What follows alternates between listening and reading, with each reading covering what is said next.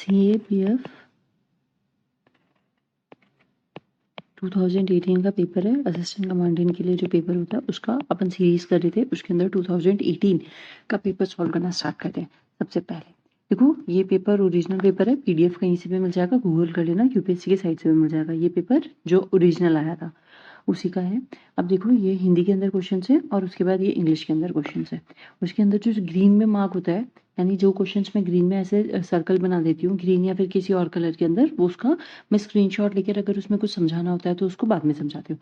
तो देखो, सबसे पहले क्या है, optical phenomena that is responsible for the propagation of the light through an optical fibre is total internal reflection. ये बहुत ईजी क्वेश्चन है, एकदम ईजी क्वेश्चन है। सबको पता है कि जो ऑप्टिकल फाइबर्स होते हैं उसके अंदर जो फिनोमेना यूज करा जाता है वो क्या होता है, टोटल इंटरनल रिफ्लेक्शन। अब इसको एक बार देख भी लेते हैं। देखो, टोटल इंटरनल रिफ्लेक्शन क्या होता है कि जब एक फिनोमेना ऐसा होता है, जब लाइट रेज जो होती है वो ट्रैवल करती है किससे, डेंसर मीडियम से, denser to rarer medium, rarer denser से जब वो रेयरर मीडियम के अंदर एंटर करती है तो नॉर्मली क्या होती है, बैंड होती है। तो बैंड होती है, एक तो या तो वो अवे फ्रॉम द नॉर्मल होती है, या फिर वो टूवर्ड्स द नॉर्मल होती है, या फिर वो एट द राइट एंगल होती है। ठीक है, तो ये देखो, इसका डायग्राम दे रखा है। एयर से वाटर के अंदर एंटर हुई तो यहाँ से ये गई, ये वाली रे इधर गई और ये से इधर गई। ठीक है, इसका फॉर्मूला जो पता है सबको, साइन रिफ्लेक्टेड आर रिफ्लेक्शन और ये इंसिडेंट जो लाइट आ रही होती है, यानी N2 और N1 क्रिटिकल एंगल निकालने का ही ये है। फिर उसके बाद यहाँ पे देखो, ये टोटल इंटरनल रिफ्लेक्शन हो गया हमारा। अब उसके बाद हम देखते हैं स्कैटरिंग क्या होती है। स्कैटरिंग होती है कि जब स्कैटरिंग मतलब ऐसे समझ लो कि कोई भी पार्टिकल है, यहाँ पे बहुत सारे पार्टिकल है, ये पार्टिकल मोशन के अंदर है, ये इससे टकराया तो ये इधर चला गया, और ये वाला पार्टिकल टकरा के फिर इससे टकरा गया। यानी ऐसे जब कोलिशन होता है मॉलिक्यूल्स या पार्टिकल्स के बीच में तो वो इधर उधर डायरेक्शन के अंदर फैल जाते हैं, उस चीज़ को स्कैटरिंग कहते हैं। ठीक है, a change in direction of a motion of a particle because of the collision with another particle, इसको क्या डिफाइन करते हैं, स्कैटरिंग डिफाइन करते हैं। फिर उसके बाद आता है हमारे पास रिफ्रैक्शन। रिफ्रैक्शन क्या होता है, रिफ्रैक्शन मतलब होता है कि redirection of the wave when it passes from one medium to another medium. ठीक है, ये क्या करता है, caused by the waves change in speed और by change in the medium. Refraction of the light is commonly observed phenomena, but other such sound waves and water wave also experience refraction. इसका formula क्या होता है, theta v1, ये refractive index होती है N2 और N1, और ये उसकी वेलोसिटी होती है। ठीक है, उसके बाद हमारे पास एक और वर्ड क्या बचा है, इंटरफेरेंस। इंटरफेरेंस को थोड़ा सा समझ लेते हैं। इंटरफेरेंस मतलब होता है जब टू वेव्स, या तो जब दो वेव ट्रैवल कर रही होती है तो वो एक दूसरे के साथ कंबाइन हो जाती हैं तो वो कंस्ट्रक्टिव कहलाती हैं, या फिर वो एक दूसरे के अपोज में हो जाती हैं तो वो डिस्ट्रक्टिव कहलाती हैं। तो इन सब को, इस चीज़ को हम क्या कहते हैं, इंटरफेरेंस कहते हैं। Interference is a phenomena in which two coherent waves are combined adding their intensity और displacement with due consideration of the phase difference. The resultant we have the greater intensity, यानी कंस्ट्रक्टिव हो जाएगी या फिर वो destructive हो जाएगी, lower amplitude और हायर एम्पलीट्यूड। ये देखो, जैसे ये वेव्स यहाँ पे है तो ये ऐसे जा रही है, अलग ये डिस्ट्रक्टिव यहाँ से। ठीक है, ये ऐसे शो कर रखा है इसके अंदर। जब कंस्ट्रक्टिव, यहाँ पे ये चीज़ देखो, जब कंस्ट्रक्टिव इंटरफेरेंस होता है तब क्या होता है, एडेड एम्पलीट्यूड होता है, और when 180 out of the phase they create destructive, और जब उसके पास क्या होता है, जीरो एम्पलीट्यूड होता है।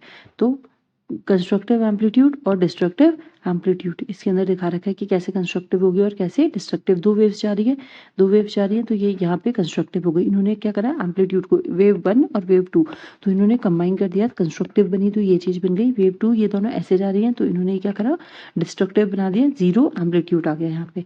तो ये चीज़ ध्यान रखना। तो हमें इस क्वेश्चन में तीन चीज़ें, चार चीज़ें पता चली। रिफ्रैक्शन, ट्रैवल करना उनका one medium to another medium. Total internal reflection भी बैंडिंग ऑफ द लाइट्स होता है from denser to rare medium. Scattering मतलब होता है जब कोलिजन हो जाए पार्टिकल्स में तो डिफरेंट डिफरेंट डायरेक्शन में फैलना। और इंटरफेरेंस मतलब होता है जब टू वेव्स ट्रैवल करते हुए एक दूसरे पे कोलाइड कर, मतलब एक दूसरे के साथ आ जाए तो कंस्ट्रक्टिव कहलाएगी, और एक दूसरे से दूर जाए तो वो डिस्ट्रक्टिव कहलाएंगी। तो ये सारे फिनोमेनाज याद होने चाहिए कि कहाँ पे क्या चीज़ है। अब उसके बाद देखो, ये वाला क्वेश्चन सेकंड, ये फर्स्ट वाला हो गया, इसका आंसर सी है। अब सेकंड वाला क्वेश्चन देखते हैं। सेकंड वाले क्वेश्चन के अंदर हमारे पास क्या है, which one of the following statement about the optical microscope is correct. Optical microscope सबको पता है, तो एक बार इसके जो पॉइंट्स दे रखे हैं एक बार उसको रीड करो।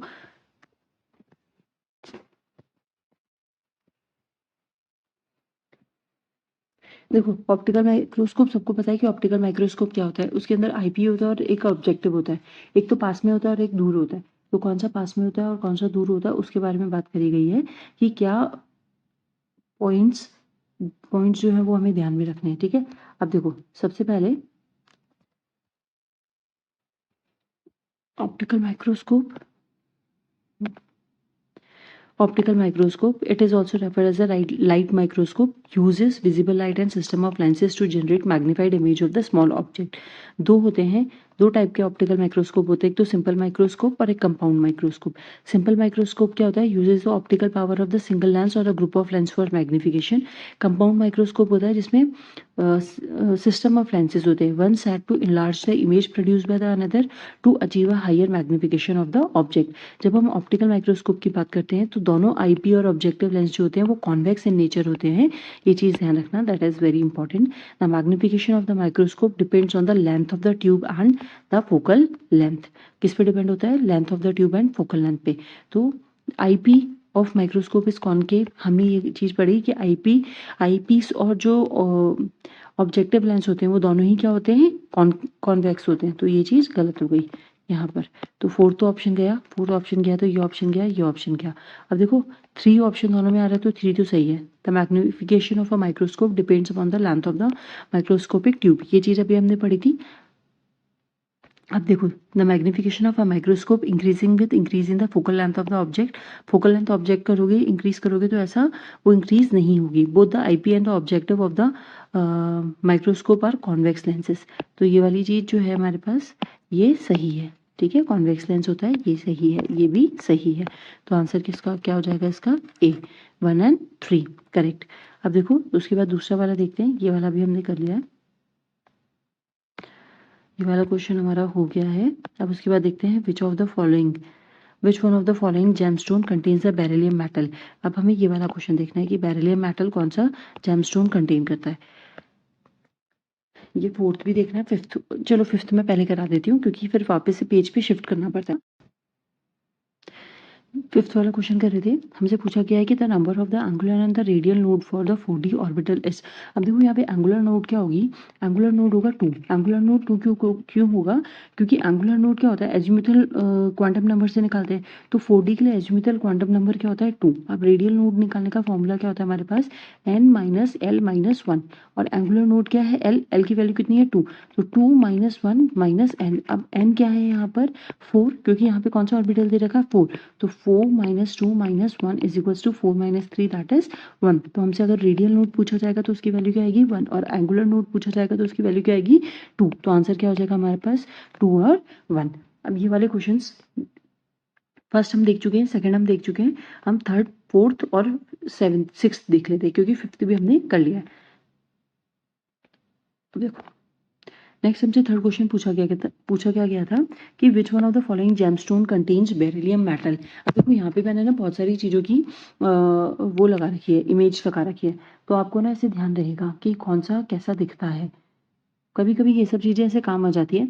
अब इसमें से रूबी कौन सा है, अगर ये देखो ये जो है ये टोपाज है, ये टोपाज, ठीक है, ये ब्लू सफायर है, ठीक है।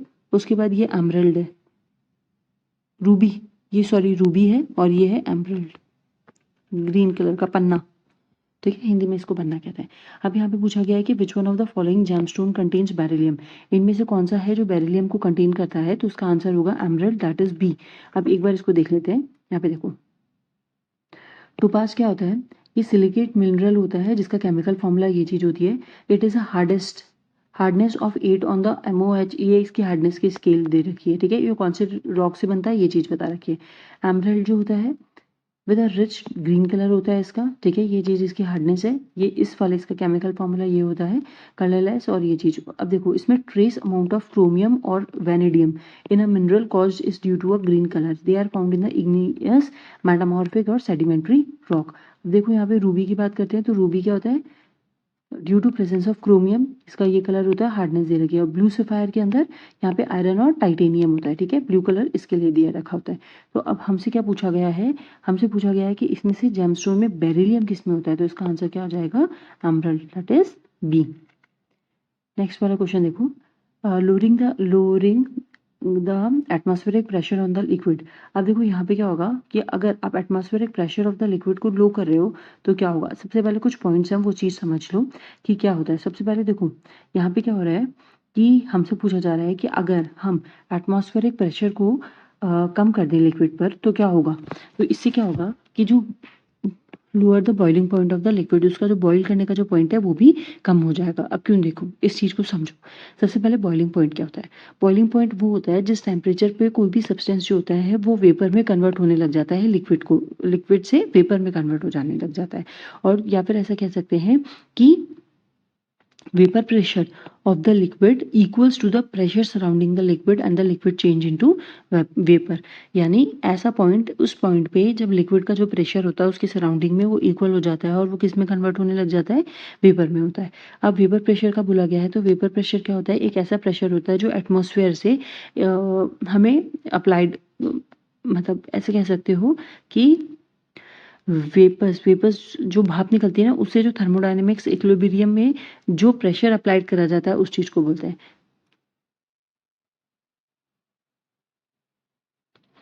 अब देखो अगर हम एटमॉस्फेरिक प्रेशर इंक्रीज करेंगे तो बॉइलिंग पॉइंट भी इंक्रीज होगा, लेकिन अगर हम एटमॉस्फेरिक प्रेशर को लो करेंगे तो बॉइलिंग पॉइंट भी डिक्रीज होगा। ये फिनोमेना इसलिए होता है क्योंकि जो वेपर प्रेशर होता है वो डायरेक्टली, जो vapour pressure of the liquid होता है वो किससे डिपेंडेंट होता है, टेम्परेचर डिपेंडेंट होता है।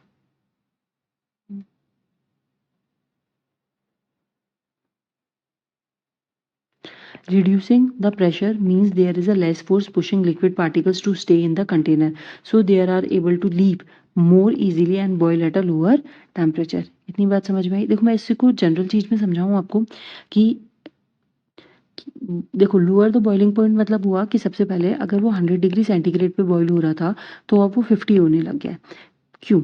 अब जैसे एक वाटर है, कंटेनर, वाटर नहीं, आप इसको समझ लो, कुछ भी चीज समझ लो, ठीक है, सॉलिड का कुछ भी पड़ा हुआ है, कुछ भी ऐसे मटेरियल पड़ा हुआ है। अब यहाँ पे मैंने इसके ऊपर एक बॉक्स रखा हुआ है, ठीक है, लिक्विड है, या फिर मैंने इसको एक कंटेनर से ढक रखा है। रुको इसको मैं थोड़ा सा अच्छे से समझाती हूँ ताकि आपको ये बिना साइंटिफिक तरीके से भी आपको ये चीज़ याद रहे। एक कंटेनर है, इसमें कुछ पड़ा हुआ है, ठीक है, इसको मैंने कवर कर दिया एक लीड से, इसको मैंने एक लीड से कवर कर दिया, ठीक है। और अब मैंने इस पर क्या करा, हीट देनी शुरू करी, फ्लेम्स।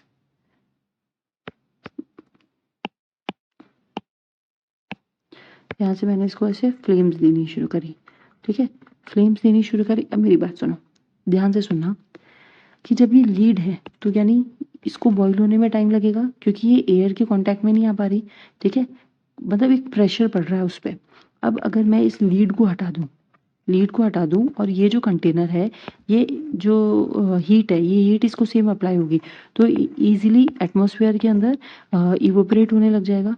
तो यानी अगर यहाँ पे इसको बॉईल होने में, क्योंकि ये बंद कर रखा है ना, तो बॉईल होने में अगर इसको 100 डिग्री सेंटीग्रेड टेम्परेचर चाहिए तो यहाँ पे क्या चाहिए होगा, 50, क्योंकि इजीली बाहर निकल जाएगा। आप जितना प्रेशर से उसको लगाओगे उसको उतना ही टाइम लगेगा। इस देखो ये लिक्विड है, इसको कन्वर्ट होने में, इस प्रेशर को इसको हटाने में उतना ही टाइम लगेगा ताकि ये बाहर हो जाए। लेकिन यहाँ पे तो उसको कोई प्रेशर ही नहीं है, तो जैसे जैसे आप प्रेशर बढ़ाते जाओगे तो उसका जो बॉइलिंग पॉइंट है वो भी बढ़ता जाएगा। लेकिन आप जैसे जैसे उसका प्रेशर कम करते जाओगे तो जो उसका बॉइलिंग पॉइंट है वो भी कम होता जाएगा। ये सिंपल सी बात है, बहुत सिंपल है। अगर आप इसको जनरल सेंस में भी अपने दिमाग से यूज करो ना तो इसका आंसर निकल के आ जाएगा, ठीक है। अब देखो, which one of the following statement about protein in the mammalian cell is correct. सारी इंफॉर्मेशन दे रखी है कि ये चीज़ क्या होता है, रफ प्लाज्मिक रेक्टिकुलम क्या होता है, साइटोप्लाज्मिक राइबोसोम्स क्या होता है, यूकैरियोटिक सेल्स क्या होते हैं और मैमेलियन ग्लैंड्स क्या होते हैं। ये सबको पता है ये सब क्या होते हैं क्योंकि हम सब ने पढ़ रखा है। लेकिन हमसे यहाँ पे पूछा गया है कि protein in mammalian is correct. Protein जो होता है सेल के अंदर वो उसके रिलेटेड कौन सा करेक्ट है, उसका आंसर होगा protein in the mammalian cells are synthesize in a rough endoplasmic reticulum, ठीक है। ये चीज़ ध्यान रखना। देखो एंडोप्लाज्मा रेक्टिकुलम ये प्रेजेंट होता है राइबोसोम्स में और ये रिस्पॉन्सिबल होता है synthesis and packaging of the protein, तो इसलिए यहाँ पे हो जाएगा। और मैमिलियन सेल जो होते हैं उसमें प्रोटीन है ना सिंथेसाइज नहीं होता, किसमें, सेल मेम्ब्रेन में।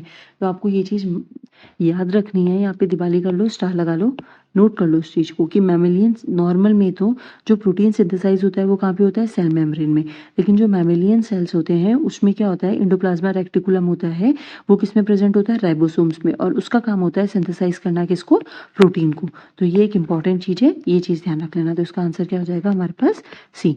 नेक्स्ट क्वेश्चन देखते हैं, ये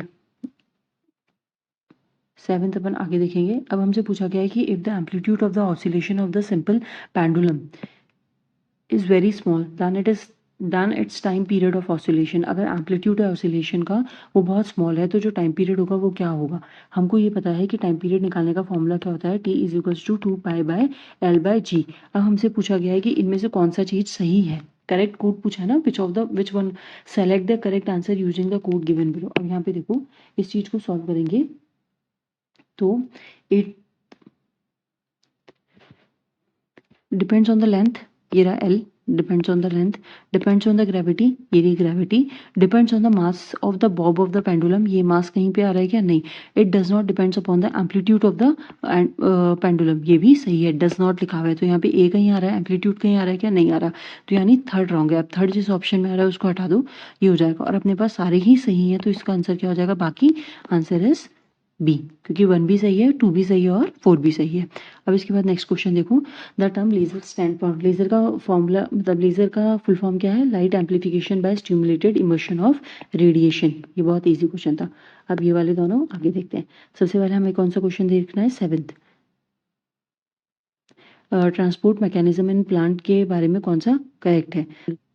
Which one of the following statement about the transport mechanism in the plant is correct। अब यहाँ पे हम कुछ चीज़ देखते हैं, यहाँ पे मैंने एक्सप्लेनेशन लगा रखा है। देखो एक्टिव ट्रांसपोर्टेशन वो होता है मूवमेंट जो होता है मॉलिक्यूल्स का across the cell membrane from lower concentration to a region of the higher concentration against the concentration gradient. It requires cellular energy to achieve this movement.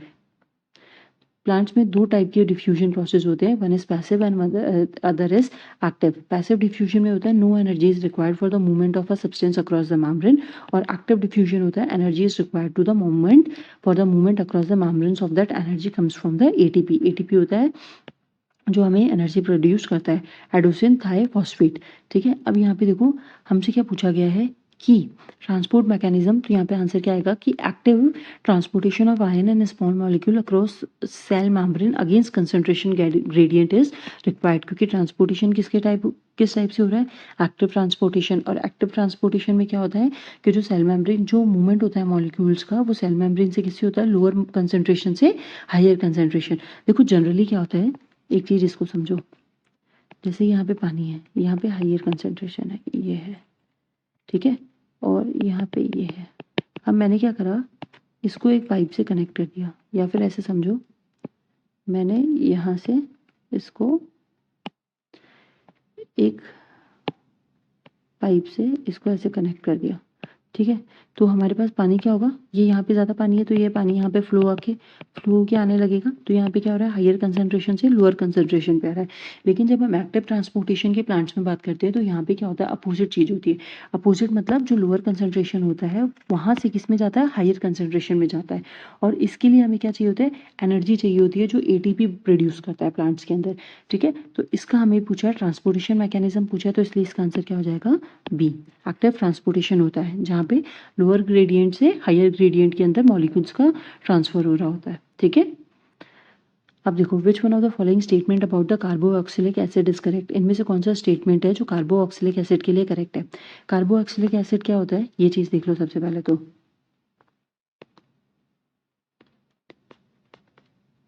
Carboxylic acid एक organic compound होता है जो carboxylic group COOH को contain करता है। General formula जो होता है ये इसका होता है, और आर अपन को पता है अल्कलाइल ग्रुप जो भी होता है, जैसे अमीनो एसिड, फैटी एसिड, ये चीज हो गया। ठीक है, the acidity of the carboxylic acid depends on the number of the carbon atom present in the hydrocarbon chain.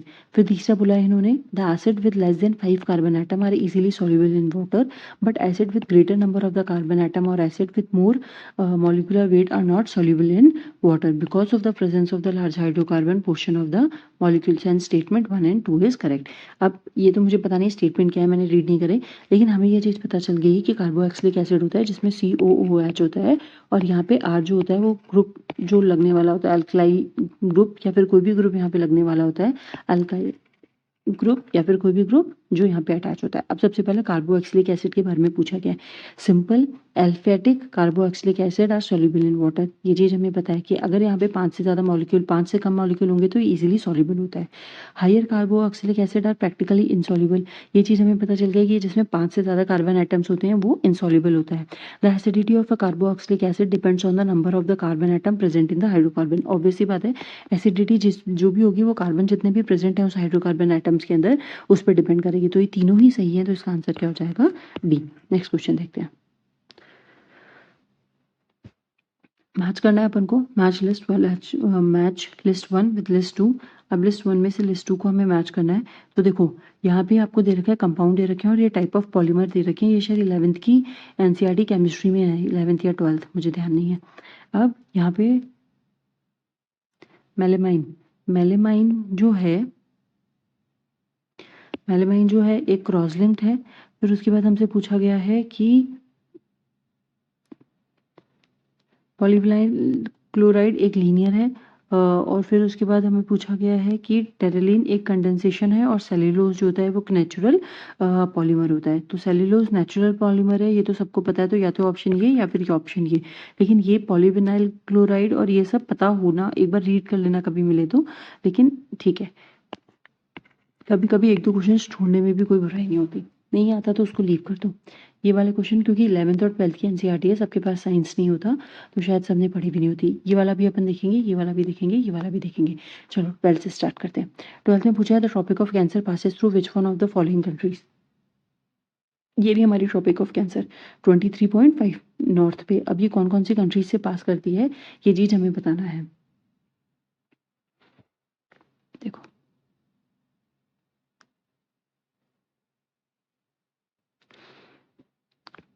मॉरिटियाना, western Sahara, Algeria, Libya, Egypt, UAE, Oman. यहाँ पे माली, नाइजर और Saudi Arabia India से भी पास करती है, Oman से पास करती है, Bangladesh, Myanmar, Taiwan, China, Bahamas और मैक्सिको से पास करती है।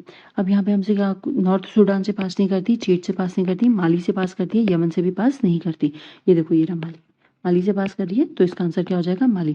और ये वाली जो कंट्रीज है एक बार देख लेना, याद रहे तो ठीक है। Algeria, Niger, Libya, Egypt, Saudi Arabia, UAE, Oman, India, Bangladesh, Myanmar, China, Taiwan, Mexico, Bahamas, Mauritania और माली।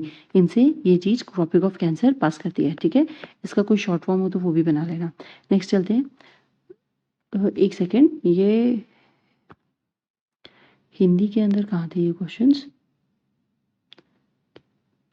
ये ठीक है, ये हिंदी थी, मुझे लगा हिंदी में पेज गायब हो गया, बट ठीक है वहाँ से देख लेना। नहीं तो नॉर्मल हिंदी में ही बोल रही हूँ तो ज़्यादा प्रॉब्लम नहीं आएगी। हमसे क्या पूछा गया कि गैरसोप्पा जो फॉल है वो कहाँ पे, विच one of the following rivers पे बना हुआ है।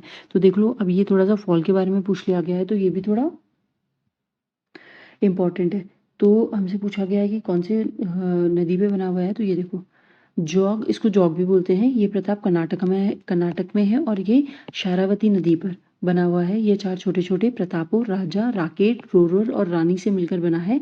इतना इसकी ऊंचाई से गिरकर ये बड़ा, ये ठीक है, ये सब हमारे काम का नहीं है। तो ये है कहाँ पर, हमसे यही पूछा है कि कौन सी उस पे है, तो हमारा आंसर क्या हो जाएगा? शारावती, यानी कि आंसर सी। गैरसोप्पा फॉल को जॉग फॉल भी कहते हैं, कर्नाटक में है और ये कौन सी नदी पे है? शारावती नदी पर है। Which one of the following, हमसे 14 क्वेश्चन में पूछा गया है, which one of the following process is not a part of the long wave radiation. इनमें से कौन सा है जो लॉन्ग वेव रेडिएशन का पार्ट नहीं है? इसका आंसर है सी, बी, दैट इज स्कैटरिंग। अब देखो मेरी बात सुनो, हमने स्कैटरिंग अभी भी पढ़ा था। स्कैटरिंग क्या होता है? इससे पहले एक क्वेश्चन में हमने पढ़ा था कि स्कैटरिंग होता है जिसके अंदर जो लाइट वेव्स होती हैं, फिर जो मॉलिक्यूल्स होते हैं वो एक दूसरे से कोलाइड करके इधर से उधर डायरेक्शंस में जाते हैं। ये चीज़ हमने देखी थी। Dust particles fall on the smaller bodies such as dust particle, water suspension, suspended particle, colloidal solution, they are thrown out in all direction. जब वो स्कैटर होकर सारे डायरेक्शन में फैल जाते हैं उसको हम क्या कहते हैं? स्कैटरिंग कहते हैं। तो इसका एक एग्जाम्पल है, blue colour of the sky is due to scattering of light. ठीक है, ये चीज हो गई। अब हमसे पूछा लॉन्ग वेव रेडिएशन किस में नहीं होती? स्कैटरिंग हमें समझ में आ गया क्या है। अब फिर हम समझते हैं रेडिएशन क्या होता है। रेडिएशन क्या होता है कि जब कोई भी ऑब्जेक्ट या तो हॉट होगा, गर्म होगा या फिर ठंडा होगा, तो वो एनर्जी क्या होता है? कंटिन्यूसली इमिट करता जाता है। हॉटर ऑब्जेक्ट जो होता है वो ज़्यादा एनर्जी देता है पर यूनिट। जो हॉटर ऑब्जेक्ट होता है वो बहुत ज़्यादा एनर्जी रिलीज करता है as compare to colder object. The temperature जो टेम्परेचर होता है ऑब्जेक्ट का वो डिटरमाइन करता है वेवलेंथ ऑफ द रेडिएशन, और temperature and wavelength are inversely proportional होते हैं। जितना ज़्यादा टेम्परेचर होगा उतनी कम वेवलेंथ होगी ये रेडिएशन के अंदर। रेडिएशन मतलब होता है कि गर्म से, आप बस इतना समझ लो कि अगर कोई गर्म पानी आपने कहीं रख रखा है तो उसमें से जो भाप निकल रही है, यानी कि उसका टेम्परेचर कम हो रहा है, उस चीज़ को हम क्या कहते हैं, जो एनर्जी उससे इमिट हो रही है भाप के रूप में, उसको हम कहते हैं रेडिएशन। ठीक है, अब उसके बाद आता है हमारे पास कंडक्शन और कन्वेक्शन। ये दो वर्ड है, इसमें देखो बस इतना डिफरेंस है, वो डिफरेंस समझ लो। एक तो देखो कंडक्शन होता है, कन्वेक्शन होता है। कंडक्शन और कन्वेंशन दोनों में यही होता है कि कोल्डर मतलब जो हॉटर बॉडी होती है और कोल्डर बॉडी होती है, इसको कांटेक्ट में लेकर आते हैं तो यहाँ पे एनर्जी का ट्रांसफर होता है, वार्म से कोल्ड में जाती है और वो उसका टेम्परेचर मेंटेन करने की कोशिश करती है। लेकिन जब हम कंडक्शन की बात करते हैं तो कंडक्शन में क्या होता है कि जो ऑब्जेक्ट होते हैं वो कॉन्टैक्ट्स में आते हैं एक दूसरे के, object comes in contact with each other. ठीक है, वहीं पर यहाँ पे कन्वेक्शन में भी हीट ट्रांसफर हो रही होती है हॉटर से कोल्डर के अंदर, बॉडी के अंदर, लेकिन यहाँ पे कांटेक्ट नहीं होता, डायरेक्ट कांटेक्ट नहीं होता दो कंपोनेंट का। जैसे यहाँ पे तो ये कांटेक्ट है, जैसे इसके अंदर मेरे पास हॉट वाटर है और इसके अंदर मेरे पास कोल्ड वाटर है, तो इन दोनों में डायरेक्ट कांटेक्ट है, तो ये क्या है, कंडक्शन। वैसे ही अगर मेरे पास यहाँ पर ये हॉट वाटर है और यहाँ पे मेरे पास ये कोल्ड वाटर है, तो इनमें कोई नहीं है, फिर ये भाप निकल के यहाँ जा रही है, तो इस चीज़ को कन्वेक्शन कहते हैं। बस इतना समझ लो, कन्वेक्शन में डायरेक्ट कांटेक्ट नहीं होता। अब हमसे पूछा गया है which one of the following process is not पूछा था। लॉन्ग वेव रेडिएशन किसमें नहीं निकलती, स्कैटरिंग में रेडिएशंस नहीं होती, उसमें क्या होता है, कोलिजन्स हो रहा होता है पार्टिकल का, तो वो एक दूसरे के सारे डायरेक्शन के अंदर फैल जाते हैं, यहाँ पे रेडिएशन नहीं निकल रही। लॉन्ग वेव कंडक्शन में निकल रही है क्योंकि उन दोनों का कांटेक्ट हो रहा है, तो हॉटर से कोल्डर बॉडी के अंदर। कन्वेक्शन में कांटेक्ट नहीं हो रहा लेकिन फिर भी एनर्जी इमिट हो रही है, और रेडिएशन के अंदर भी नॉर्मल ये प्रोसेस हो रही है। ठीक है, और ये देखो ये जॉब फॉल यहाँ पर है, इसका डायरेक्शन, इसका डायग्राम में ये कर्नाटक है, यहाँ पे बैंगलोर कर्नाटक, ये कर्नाटका है, और यहाँ पे इसका जॉब फॉल है। ये चीज़ ध्यान रखना, कभी पूछ लें इन फ्यूचर। हमसे नेक्स्ट क्वेश्चन क्या पूछा गया है कि in mid latitude region the diurnal variation in weather is due to. अब हमसे पूछा गया है कि जो मिड लैटिट्यूड रीजन होते हैं वहाँ पे टेम्परेचर के अंदर चेंज होता है, तो वो क्यों होता है, मतलब वेरिएशन इतना क्यों होता है। जैसे फॉर एग्जांपल अपन राजस्थान की बात करते हैं, तो राजस्थान में दिन में बहुत गर्मी होती है और रात को बहुत ठंड होती है, तो ऐसा क्यों होता है, इसका रीज़न क्या है। इसका आंसर है कन्वेक्शन। राइजिंग एयर और कन्वेक्शन और कंडक्शन अपन ने दोनों अभी पढ़ा है। कन्वेक्शन मतलब दोनों बॉडीज के कांटेक्ट में नहीं आना, हवा उठती है वहाँ पे मिड लैटिट्यूड के अंदर और कन्वेक्शन होता है। ठीक है, जब कांटेक्ट में नहीं आते। कंडक्शन मतलब सिंकिंग एयर, जो एयर होती है वो नीचे बैठ रही होती है और वहाँ पे क्या हो रहा होता है कि जो बॉडीज है उनका कॉन्टैक्ट हो रहा होता है। यही चीज़ देखी थी हमने, कंडक्शन में कॉन्टैक्ट, कन्वेक्शन में कॉन्टैक्ट नहीं, शायद मैं उल्टा बोल गई, यहाँ पे नो कॉन्टैक्ट बॉडीज का और यहाँ पे कॉन्टैक्ट।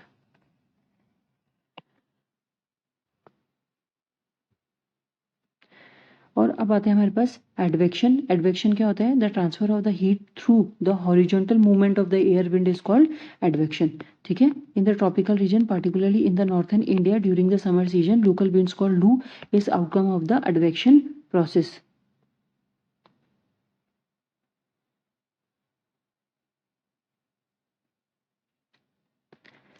और रेडिएशन हमें पता है कि नॉर्मल रेज वेदर हॉट और emit radiation radiant energy continuously, चाहे वो गर्म हो या फिर हॉट हो, भाप निकलती रहती है उसमें से, भाप निकलती। देखो गर्म है तो गर्म का तो हमें दिख जाता है, लेकिन जो ठंडा है वो टेम्परेचर पे, जैसे आइस है, आइस आपने रखी हुई है वो ठंडी है, अब वो टेम्परेचर के हिसाब से अगर आप बाहर उसे फ्रिज के बाहर निकाल देते हो तो वो अपने एटमॉस्फेयर में एडजस्ट करने के लिए रेडिएशन इमिट करके वो एब्जॉर्ब करके, रेडिएशन हॉट और ऑब्जॉर्ब करके वो क्या करती है, पिघलने लग जाती है। तो ये सारी चीज़ें जो होती हैं वो क्या होती हैं, रेडिएशंस होती हैं। तो हमसे पूछा गया मिड लैटिट्यूड में जो वेरिएशन आता है सुबह और शाम में टेम्परेचर का, वो किसके कारण आता है, एडवेक्शन। और एडवेक्शन क्या होता है, हॉरिजॉन्टल मूवमेंट होता है वेव्स का, उसको हॉरिजॉन्टल मूवमेंट्स ऑफ वेव, उसको हम क्या कहते हैं, एडवेक्शन कहते हैं। और हमें ये चीज़ पता है कि एडवेक्शन का एक और एग्जांपल लू है। ऐसा बोलते हैं ना, अगर कोई राजस्थान वगैरह में रहा हो तो उसे पता होगा कि दिन में बोला जाता है अप्रैल मई जून में बोला जाता है लू चल रही है, गरम गरम हवा चलती है बहुत ज़्यादा तेज, तो उसको क्या बोलते हैं, एडवेक्शन बोलते हैं। तो इसका आंसर क्या हो जाएगा, सी। अब नेक्स्ट क्वेश्चन देखो, spring are common in which one of the following areas. Springs जो होती हैं वो कहाँ पर कॉमन होती है? स्प्रिंग मतलब समझ लो झरना, पानी से नीचे से झरना निकलना, ठीक है। स्प्रिंग जो होती है वो कॉमन होती है वेल जॉइंटेड रॉक्स में, क्रास टॉपोग्राफी में। जॉइंट्स में क्या होता है?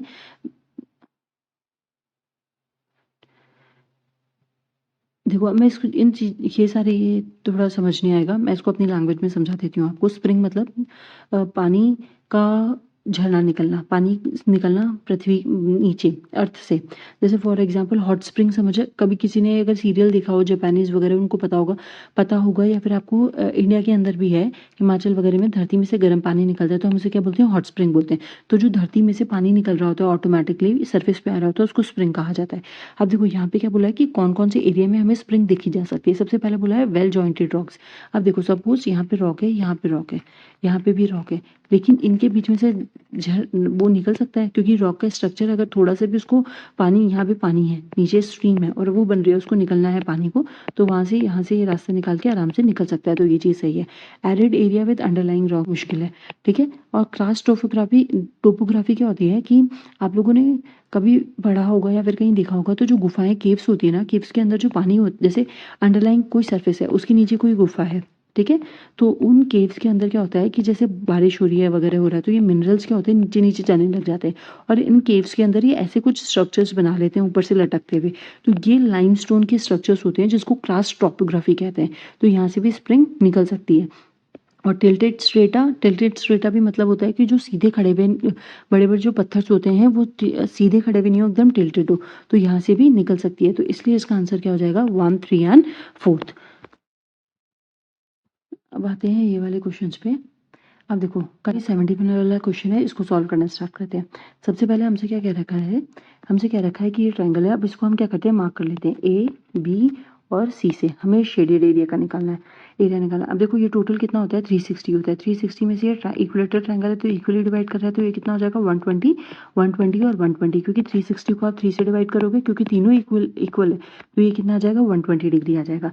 अब हमें पता है कि जो एरिया ऑफ सेक्टर होता है, एरिया ऑफ सेक्टर हमारे पास क्या होता है? 120/360 इंटू पाई और आर, ठीक है, पाई आर स्क्वायर। एरिया यही चीज होता है, पाई आर स्क्वायर। और आर क्या है? रेडियस कितना दे रखा है इन्होंने? 1 दे रखा है। तो इसको सॉल्व करोगे तो क्या बच जाएगा? 1/3 पाई, ये चीज आ जाएगी हमारे पास। अब देखो area of the triangle, area of triangle हमें निकालना है। ट्राइंगल क्या है हमारे पास? BOC, क्योंकि इस सेक्टर में से अगर मैं इसका माइनस कर दूंगी तो मेरे ये वाला बचा हुआ आंसर आ जाएगा। अब इसको देखो, इसको हम निकालेंगे BOC। तो ट्रायंगल का फॉर्मूला क्या होता है? 1/2 AB होता है रेडियस, ये किसी को भी ले लो, ठीक है, साइन 120। अब इसको सॉल्व करोगे तो आंसर क्या आ जाएगा? 1/2 इंटू 1 साइन 120 और इसकी वैल्यू क्या होती है जगह? 1 इंटू 1, तो ये तो 1/2 साइन 120 की वैल्यू होती है 3/4, 3/2 और इसको 2 से मल्टीप्लाई करोगे तो 3/4। अब हमें क्या निकालना है? Area of the shaded region निकालना है। तो area of sector shaded region का निकालना है हमें, तो हम क्या करेंगे? Area of sector minus BOC। इस सेक्टर में से अगर आप इसका ट्रायंगल का माइनस कर दोगे तो हमारे पास आंसर आ जाएगा। तो ये क्या हो जाएगा? π/3 माइनस √3/4। अब ये देख लो किस में आ रहा है? π/3 माइनस √3/4, आंसर ए। ये 3/4 आ रहा है और ये 1/3 पाई आ रहा है, तो इसलिए इसका आंसर क्या हो जाएगा हमारे पास? Option A. नेक्स्ट क्वेश्चन देखो, क्वेश्चन है in an examination 53 students passed in maths, 61 in physics, 60 in chemistry और 24 passed in maths physics. Okay, ये पूरा वेन डायग्राम वाला है। वेन डायग्राम की तरह क्वेश्चन करना है इसको। मैं एक बार बता देती हूँ इसको कैसे करना है, फिर इसको आप लोग ट्राई करना। देखो क्योंकि यहाँ पे स्पेस नहीं है, अगली बार से मैं क्या करूँगी, ये जो मैथ्स के क्वेश्चन है उसको अलग से पेज में कट करके वहाँ समझा दूंगी, बट एक बार यहाँ पे समझ लो। एक देखो ये किसका है? ये 3 सर्कल बना रहे, ठीक है। अब हम मार्क किससे करते हैं? बैक से करते हैं। इन an examination 53 student pass in maths, तो ये 53 और ये मैथ्स ले लो, ठीक है।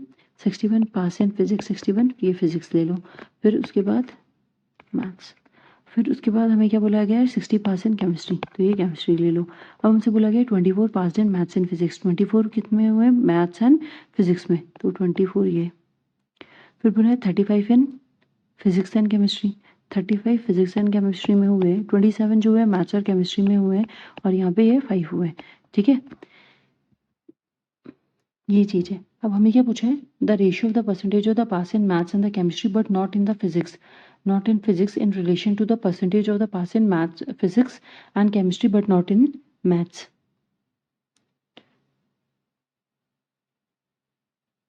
ये देखो, ये 5 है ना, इन नन है, 5 किसी में भी पास नहीं हुए, तो ये हमें नहीं पता है। इसको x ले लो, इस वाली चीज़ को ना x ले लो, ये मैं इसको x लिख रही हूँ यहाँ पे। ठीक है, x लिख रही हूँ। अब मैं इसको थोड़ा सा सॉल्व कर देती हूँ शॉर्ट के अंदर। पेज नहीं है मेरे पास, चलो अपन इसको चलते हैं एकदम एंड में, रफ में जो पेपर में अपन को पेज दिया जाता है वहाँ पर, ये रहा रफ वर्क के लिए पेज। ठीक है, ये एक मैप था, ये एक मैप था और ये एक मैप था। ये था हमारे पास मैथ्स, ये था हमारे पास फिजिक्स और ये था हमारे पास केमिस्ट्री। इसके थे 50%, इसके 61, इसके 60, इसके थे 24, इसके थे 27 और इसके थे 35। अब ये वाला जो एरिया है, और बोला था कि 5% जो किसी में भी पास नहीं हुआ है, तो 100 में से 5 यानी 95 हो गए। ये चीज़ हो गई। अब देखो हमारे पास इसको सॉल्व कैसे करेंगे।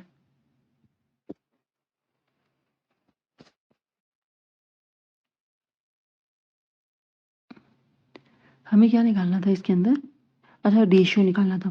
रेशियो हम आराम से निकाल सकते हैं। अब देखो 35 इसके अंदर भी है और इसके अंदर भी है, 24 इसके अंदर भी है, इसके अंदर भी है। तो अगर हम इसको ऐसे सॉल्व कर दें कि 61 माइनस 24 माइनस 35 माइनस x, ये इसका आंसर हो जाएगा। वैसे ही 60 को ऐसे माइनस कर देना, 35 माइनस 25 माइनस x।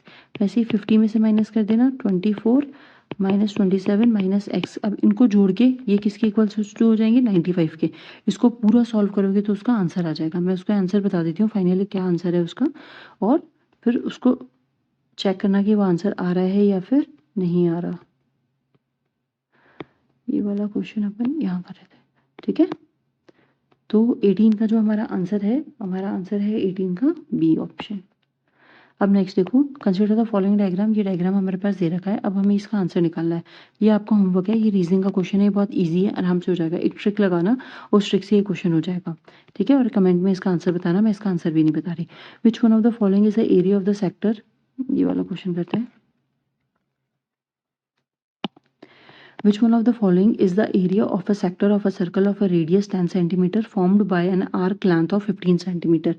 तो देखो लेंथ ऑफ द आर्क क्या होती है हमारे पास, लेंथ ऑफ द आर्क होती है, फॉर्मूला होता है theta upon 180 into pi R. ठीक है, अब यहाँ पे कितना दे रखा है length of the arc,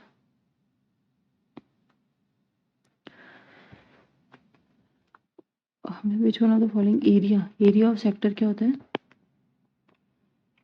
area of sector होता है हमारे पास 30 upon 360 into pi r square. अब आर्क ऑफ लेंथ हमें कितनी दे रखी है, 15 दे रखी है। तो अपन इसको कैसे सॉल्व करेंगे, 15 is equals to theta upon 180 और ये कितना है पाई और आर। तो थीटा की वैल्यू से क्या निकलेगी हमारे पास, 15 इंटू 180, 15 इंटू 180 अपॉन पाई, और आर कितना दे रखा है हमें 10, तो 10 से 10 इसको कैंसिल कर दो। फिर यही थीटा की वैल्यू है, अब थीटा को इसमें पुट करोगे तो ये निकलेगा 15 into 18 upon 360 into pi r कितना दे रखा है 100, तो पाई आर का स्क्वायर पाई हो जाएगा। अब ये चीज़ 18 2 जाओ, ठीक है, 2 और ये 5 जाओ और ये 5, तो ये आया 75। तो हमारा आंसर क्या हो जाएगा 75 स्क्वायर। तो आंसर है सी।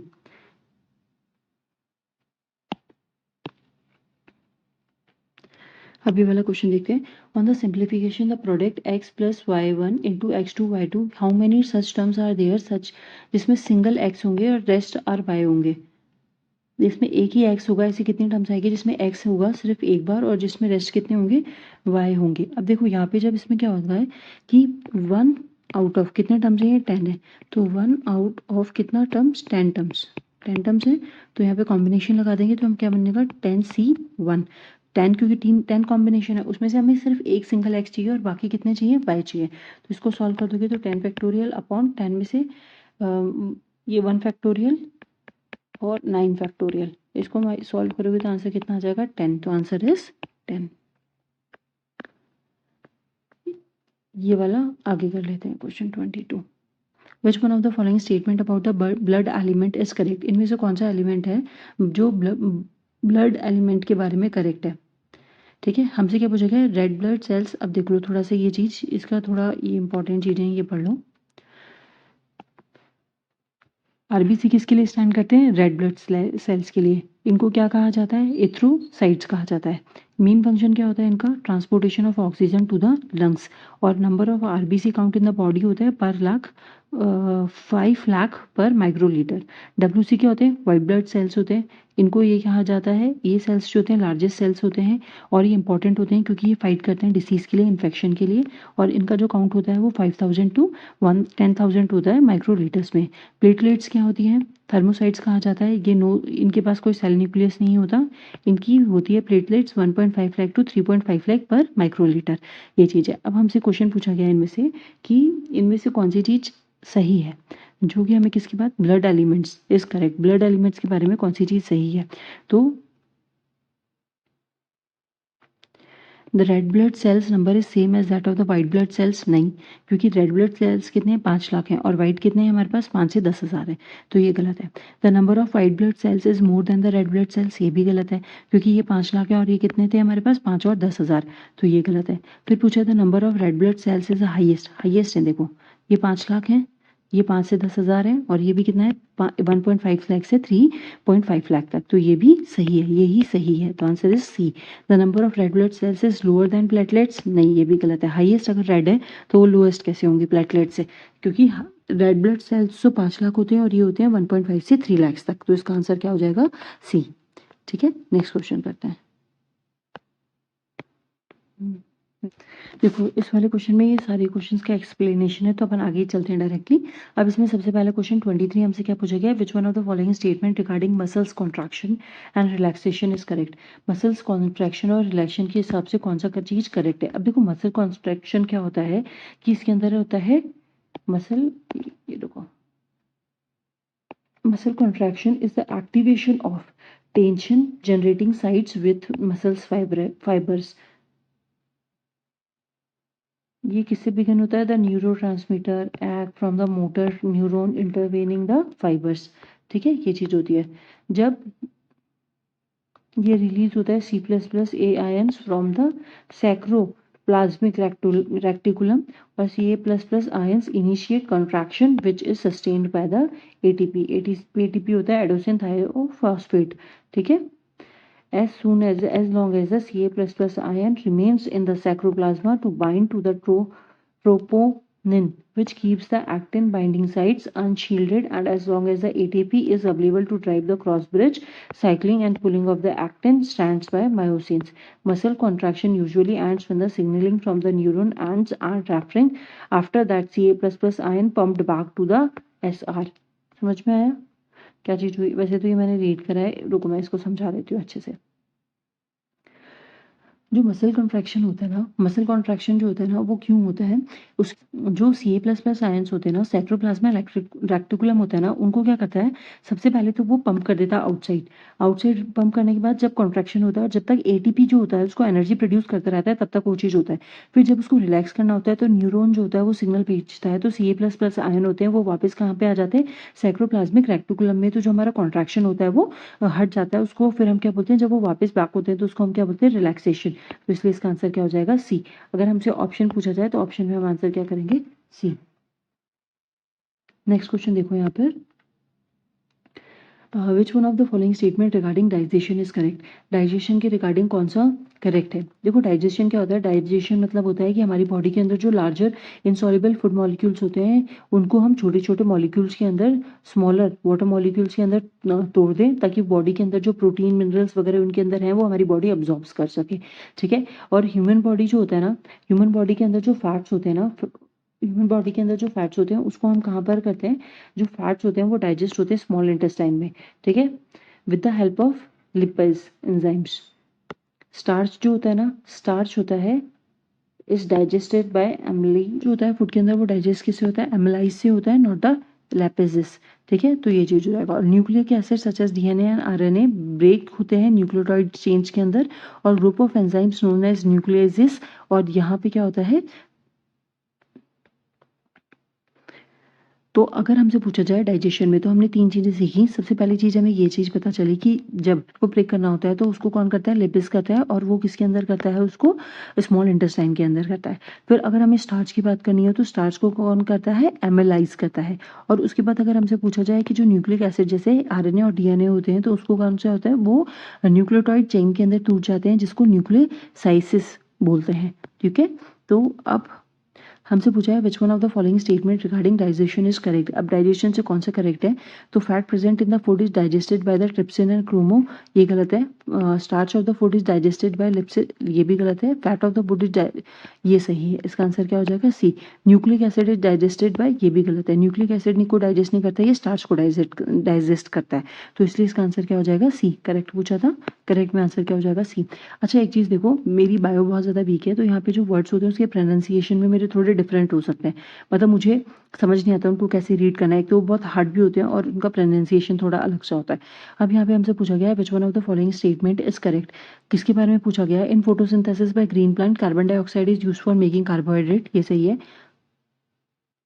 During photosynthesis plant uses oxygen for making carbohydrate, नहीं। The carbohydrate generated by plants comes from the soil, नहीं। The carbohydrate generated by plants comes from urea, ये भी गलत है। तो यहाँ पे देख लो, फोटोसिंथेसिस के बारे में कुछ लिंक्स लगा रखे हैं, इनको एक बार रीड कर लेते हैं। फोटोसिंथेसिस के लिए क्या चाहिए होता है, सनलाइट, कार्बन डाइऑक्साइड, वाटर चाहिए होता है टू प्रोड्यूस ग्लूकोज। ठीक है, यहाँ पर प्लांट और अदर ऑर्गेनिज्म जो कन्वर्ट करते हैं light energy into chemical energy, यहाँ पे लाइट एनर्जी को कन्वर्ट करा जाता है carbon dioxide and water into glucose and oxygen. Each chloroplast contain a green colour pigment called chlorophyll, उसी से प्लांट का क्या होता है, ग्रीन कलर होता है। तो जो लाइट एनर्जी होती है वो अब्जॉर्ब करी जाती है क्लोरोफिल से, मॉलिक्यूल से, और जो कार्बन डाइऑक्साइड होती है और ऑक्सीजन एंटर करती है tiny pores of the stomata located in the epidermis of the leaves. और जो फोटोसिंथेसिस है उसको कौन इफेक्ट कर रहा है, light intensity, concentration of the carbon dioxide, temperature, water and pollution. तो इसलिए, लेकिन हमें इसका आंसर क्या पता है, इसका आंसर है फोटोसिंथेसिस जो ग्रीन प्लांट पे होता है वहाँ पे कार्बन डाइऑक्साइड यूज करी जाती है, किसके लिए, कार्बोहाइड्रेट्स के लिए। तो इसका 25 का आंसर क्या हो जाएगा हमारे पास, 1। नेक्स्ट क्वेश्चन देखते हैं। नेक्स्ट क्वेश्चन हमें क्या कहता है, which one of the following statement regarding insulin hormone is correct. Insulin hormone के लिए कौन सा करेक्ट है। Insulin is a protein hormone produced by the beta cells of the pancreatic islet. It considered to be the main anabolic hormone of the body. It regulates the metabolism of the carbohydrate, fats, and protein by promoting the absorption of glucose from the blood into liver, fat, and skeleton muscles. It absorbs glucose and converted them either into glycon. ठीक है, beta cells are sensitive to blood sugar level, so they secrete insulin into the blood in response to high level of glucose. Insulin helps to keep the blood sugar level from getting too high to too low. Insulin जो होता है उसका काम होता है कि blood sugars को बहुत ज़्यादा हाई होने से और बहुत ज़्यादा लो होने से रोकना। ठीक है, अब हमसे पूछा गया है कि which of the following statement, insulin hormone जो है उसके हिसाब से कौन सा करेक्ट है। और इंसुलिन हार्मोन क्या है, एक प्रोटीन हार्मोन है जो कि बीटा सेल द्वारा प्रोड्यूस करा जाता है, कहाँ पे, पैनक्रियाटिक स्लेट के अंदर। अब insulin is a protein hormone which is not produced by human body, तो अभी हमने पढ़ा कि ये पैनक्रियाटिक में बीटा सेल द्वारा प्रोड्यूस करा जाता है। Insulin is a steroid hormone which is produced, एक तो प्रोटीन हार्मोन है तो ये भी गलत है। Insulin is a cholesterol driven hormone, ये भी गलत है, प्रोटीन ड्रिवन है। और is a protein hormone which is produce in the human body, human body में कहाँ पे प्रोड्यूस करा जाता है, बीटा सेल द्वारा पैनक्रियाटिक स्लेट में, तो इसलिए इसका आंसर क्या हो जाएगा, डी। नेक्स्ट क्वेश्चन देखते हैं। यहाँ पे आपको देखो मैच करना है, कौन सी चीज़ कहाँ कहाँ पे पाई जाती है। तो मैंने ये सारी चीज़ें लगा रखी हैं यहाँ पर, ठीक है। अब देखो, सबसे पहले क्या हो गया, कहाँ पर है ये, नेशनल पार्क फ्रांस, तो ये इसका हो जाएगा फ्रांस। कॉकपिट कंट्री किसको कहते हैं, जमैका के आसपास का जो एरिया होता है उसको हम क्या कहते हैं, कॉकपिट कंट्री कहते हैं। ये देखो ये एरिया, तो यहाँ पर जमैका के आसपास कॉकपिट कंट्री। फिर ये देखो पेनिस, ये कहाँ पे बोला जाता है, अपलैंड इन नॉर्थर्न इंग्लैंड, तो इंग्लैंड यानी ब्रिटेन। और युकटान प्लेट्यू ये मैक्सिको के अंदर है। ये देखो ये वाला हमारा अमेरिका है ना, ऐसा, ये कनाडा वगैरह, अलास्का, यहाँ पे अलास्का, और ये ऐसा। तो ये वाला जो प्लेटू है ना, ये युकटान प्लेटू कहलाता है। यहाँ पे मैप में ये देखो, ये वाला, ये युकटान प्लेटू कहलाता है। ये मैक्सिको का पार्ट है, तो यहाँ पे युकटान प्लेटू होता है। तो ये चीज़ हो जाएगी। अब इसके हिसाब से जो भी आंसर हो वो मैच कर लेना। ओके, नेक्स्ट क्वेश्चन देखो।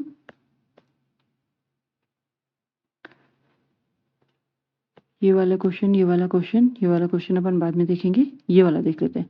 अरेबियन सी के अंदर हायर सैलिनिटी है than the bay of Bengal, because bay of Bengal से ज़्यादा हायर सैलिनिटी अरेबियन सी में क्यों है? क्योंकि अरेबियन सी में क्या होता है, high rate of evaporation and low influx of the fresh water है। यही फर्स्ट चीज इसका आंसर है। देखो, बे ऑफ बंगाल में क्या होता है कि बहुत सारी नदियाँ गिरती हैं, ईस्ट फ्लोइंग बहुत सारी रिवर है। कौन कौन सी रिवर है? एक तो गंगा जाती है, यमुना जाती है, ब्रह्मपुत्र जाती है, मेन मेन रिवर्स जाती हैं।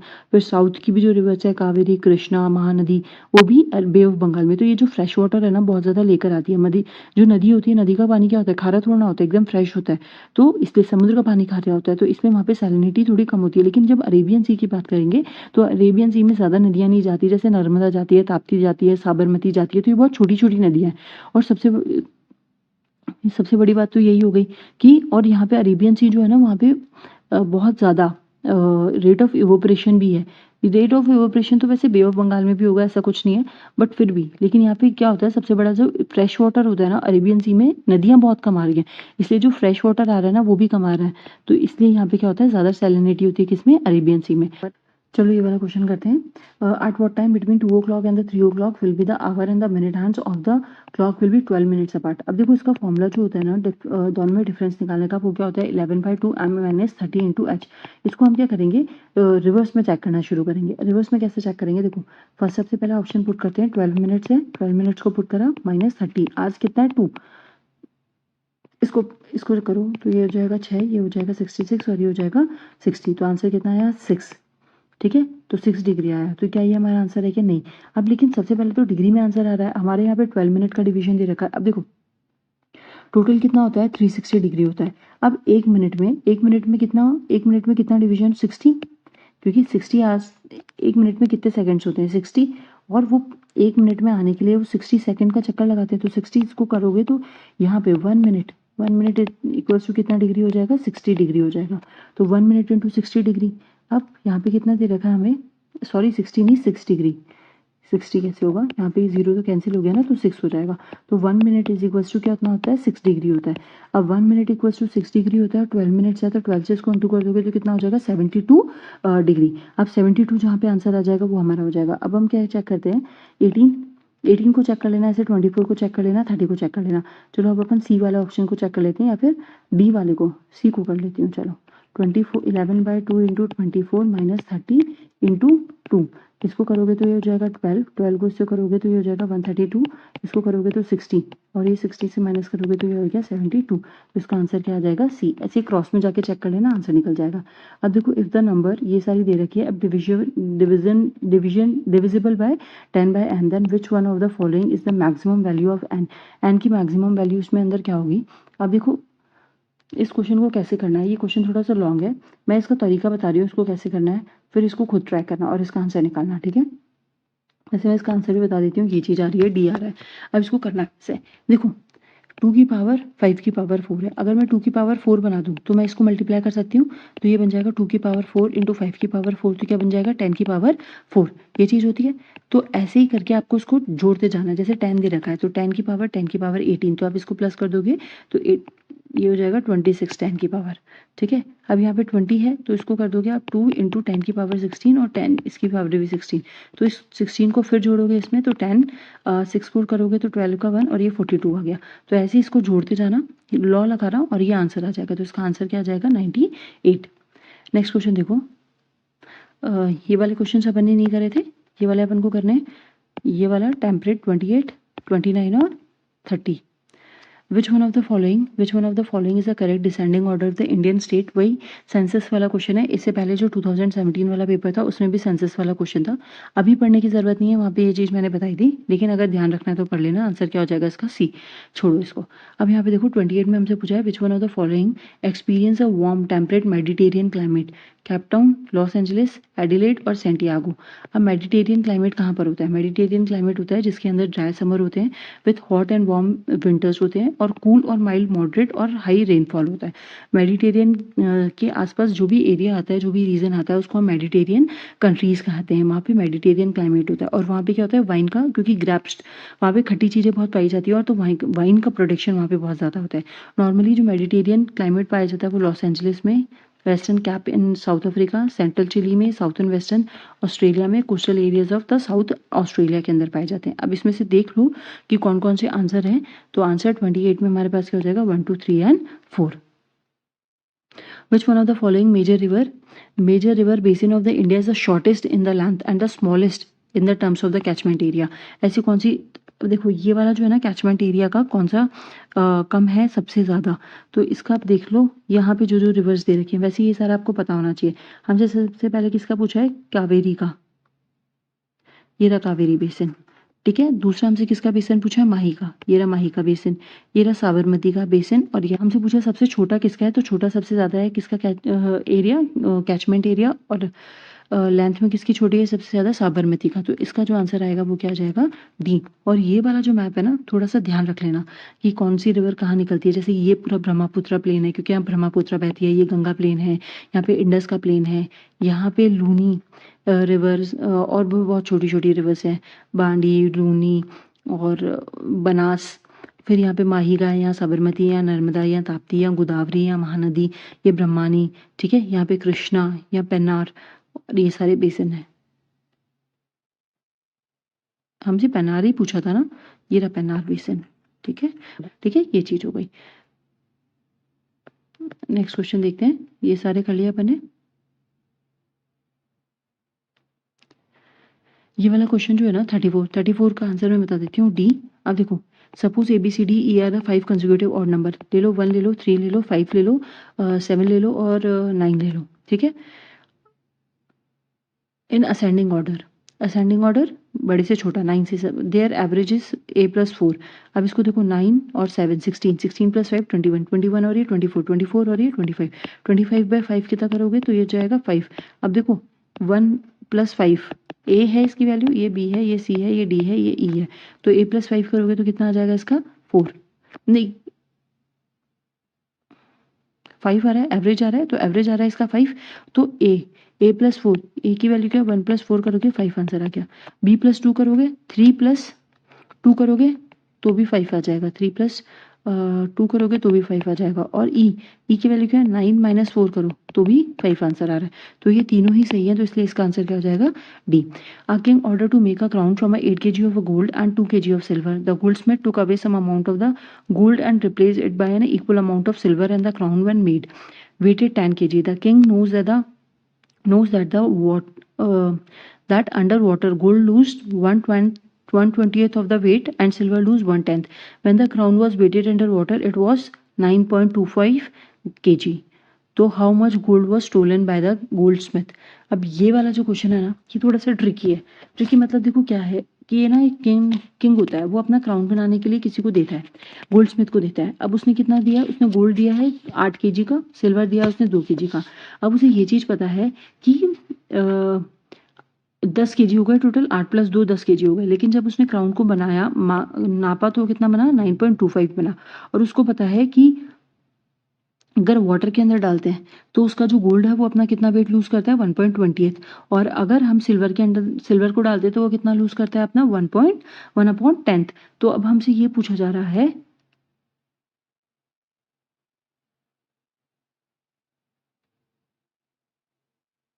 कि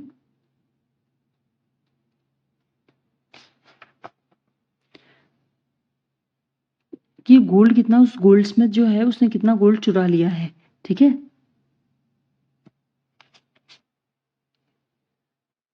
देखो अब सबसे पहले इस चीज को समझो, कैसे निकालेंगे इसको। गोल्ड कितना है, गोल्ड में से उसने मान लिया हमने उसने एक्स चुराया है, ठीक है, और उसने एक्स चुरा के उसने क्या करा, उसने सिल्वर के अंदर लगा दिया।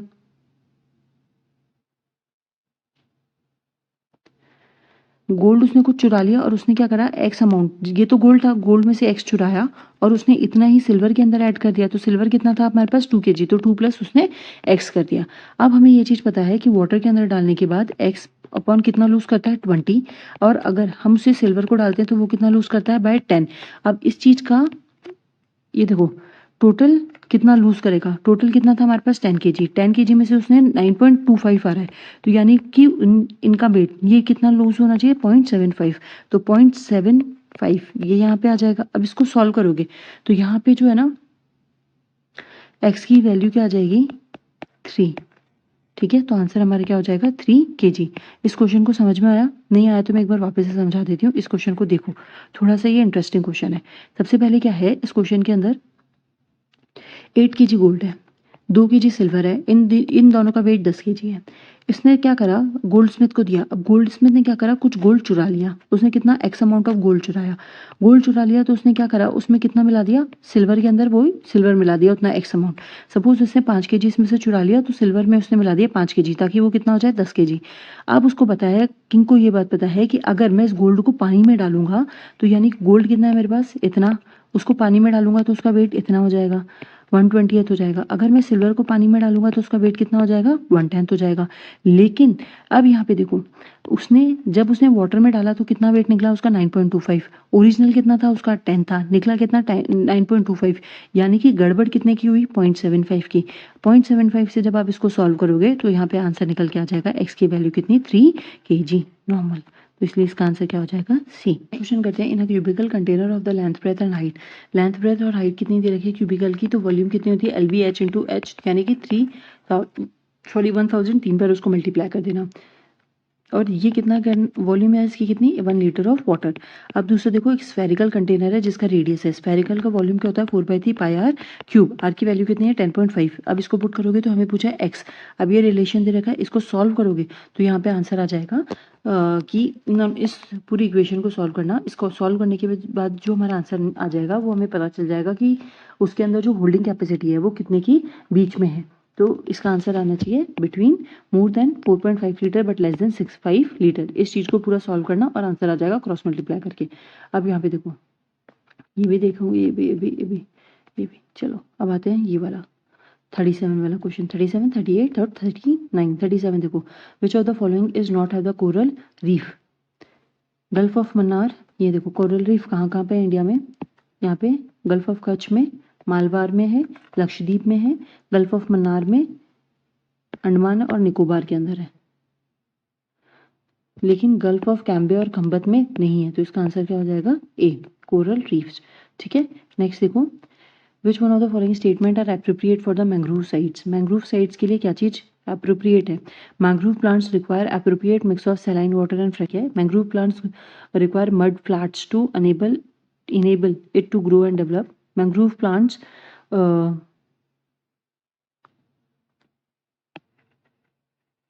एक चीज देखो मैंग्रोव प्लांट्स जो होते हैं ना, मैंग्रोव प्लांट्स यहाँ उगते हैं, यहाँ पे समुद्र के आसपास उनकी शेड बनाई जाती है। फ्रेश वाटर कहाँ से आएगा वहाँ पर, ये चीज़ मैंने ध्यान नहीं दी थी। फ्रेश वाटर नहीं चाहिए होता उनको, सलाइन वाटर ही चाहिए होता है।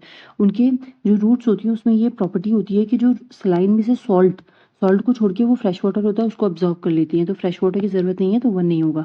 ठीक है, mangrove plants require mud flats to enable it to grow and develop, mangrove plants are found in the intertidal zone of the sheltered coasted और mangrove vegetation has been reported in all the coastal state including Andaman and Nicobar. जो coastal states हैं वहाँ पे mangrove sites पाई गई हैं। तो यहाँ पर हमारे पास जो आंसर है वो क्या हो जाएगा बी 2, 3 एंड 4। ये देखो ये मैंग्रोव साइट्स हैं गल्फ ऑफ कच्छ में, गल्फ ऑफ खंबत में, ये सारी ठीक है, ये सारी सुंदरबन और ये अंडमान निकोबार के अंदर यहाँ पर ये भी इसका मैप है। तो ये चीज़ है एक बार देख लेना तो कभी ध्यान आ जाएगी। विच one of the following pair is not correctly match, इनमें से कौन सा करेक्टली मैच नहीं है। अब देखो मैंने ये सारे डायग्राम्स लगा दिए, आपको दिख जाएगा। नेशनल वाटर अकेडमी पुणे के अंदर है, इंदिरा गांधी राष्ट्रीय उड़ान अकेडमी ये कहाँ पर है उत्तर प्रदेश के अंदर है। फिर हमारे से पूछा गया नेशनल इंस्टीट्यूट ऑफ हाइड्रोलॉजी कहाँ पर है, वाटर रिसोर्स रिवर डेवलपमेंट ये रुड़की के अंदर है, और इंदिरा गांधी राष्ट्रीय उड़ान अकेडमी। तो ये 3 हो गए हैं हमारे पास। तो अब हमसे पूछा गया है कौन सा गलत है, नॉट करेक्टली मैच। तो in national flying training institute Belgium में नहीं है, बेल्जियम बोल रही हूँ सॉरी, बलगांव में नहीं है। ठीक है, मेरे को ऐसे ध्यान है मैंने यहाँ पे पिक्चर लगाई थी इसकी भी, चलो छोड़ो ये सारे पता चल गए। हाइड्रोलॉजी रुड़की में, वाटर का खड़कवासला यानी कि पुणे के अंदर है, और ये फुर्सतगंज यानी कि ये यूपी के अंदर है। ठीक है।